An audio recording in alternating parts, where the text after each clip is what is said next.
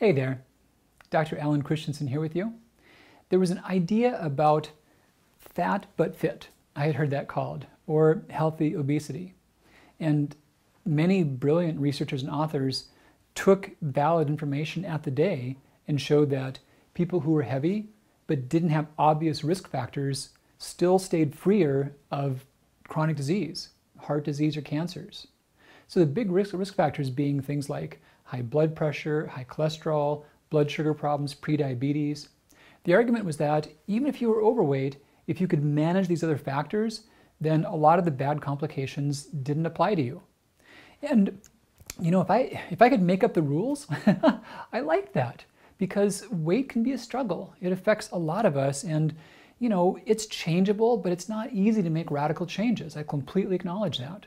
So I like the idea of thinking that one could be heavy and do various things to still improve their health and be fit and escape the associated risks. I like that idea. But sadly, liking it doesn't change the reality. So what hadn't really been done was good studies comparing people that had weight and no risks against those that had the weight and risks, but also against those that didn't have the weight and had the risks or not. So all those four groups to get compared really well. But now that's just been done. So a recent study compared 3.5 million adults, and of those 22% roughly were obese. Now we define weight based upon body mass index. There's shortcomings to that, but it's a good general tool for research. So when your body mass index is between 25 to 30, we say that's overweight. When it's more than 30, that's obese. And so of this group of 3.5 million people, 22% were actually in that category of obese.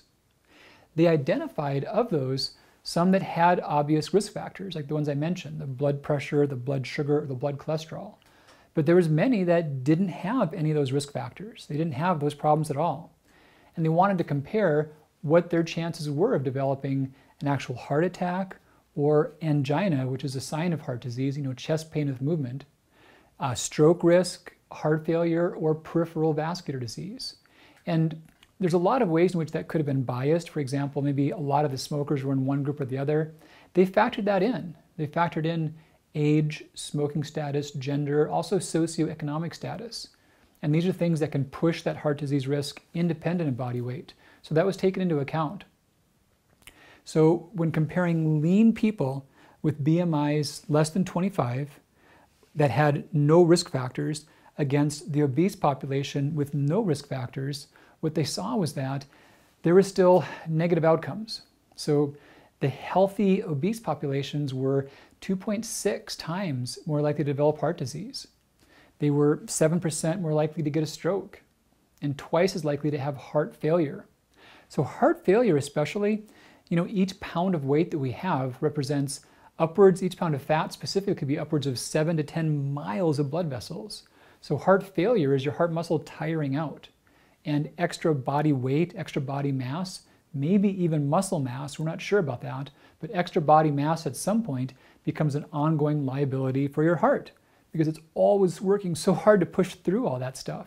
So that's one of the reasons why heart failure was such a big outlier in this group. And then also they were 11% more likely to get vascular disease, so circulation problems, claudication issues, neuropathy, pain showing up. These things were still more probable.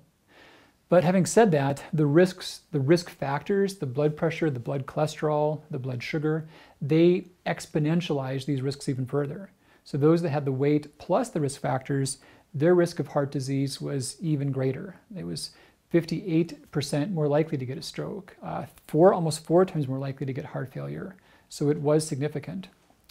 And what we've seen is that positively now, the silver lining here is that many studies have shown that with weight loss, there are big reductions in these risk categories. And the exciting thing is that these reductions show up even if someone doesn't move out of their category. Even to move from obese to overweight, for example, can have a drop of this risk. It can take away many of these factors when someone's healthy. And the other exciting thing is that many other papers have shown that small amounts of weight loss, maybe even like 5 or 10 pounds, Even if that doesn't pull you out of the category of obese, that also seems to really drop these risks and improve health outcomes. So what happens with weight loss is that the first 5 or 10 pounds, well, of course, there's the water loss and the glycogen loss if someone's just doing like no carb or something. That doesn't count. But normal weight loss, your first 5 or 10 pounds, that's going to be visceral fat. And when you decrease that visceral fat, you're taking down literally this, I almost imagine like you throw a can of mace into a theater, and it's like rolling around and like oozing out all this stuff, and everyone's like, oh, my eyes, it's burning me. That's kind of what visceral fat is. It's almost like this stuff, it's like rolling around in your body, just seeping out stuff that burns and irritates and creates inflammation.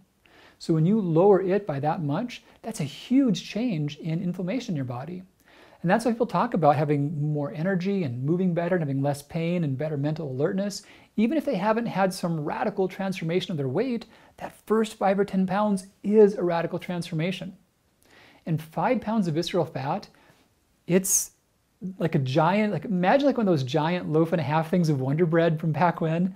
That's how big it is when it's not compressed. It's a big thing. So when it's jammed inside the organs, it's physically hurting them. That's a big part of reflux disease. It's a big part of sleep apnea because of its physical pressure. But again, it's that rolling around big can of mace in the theater. So huge positive change to shift that. So, yep, big message. Fat but fit didn't pan out, unfortunately, but still can be radical good shifts with small amount of weight loss. Take great care. We'll talk again really soon. Bye-bye.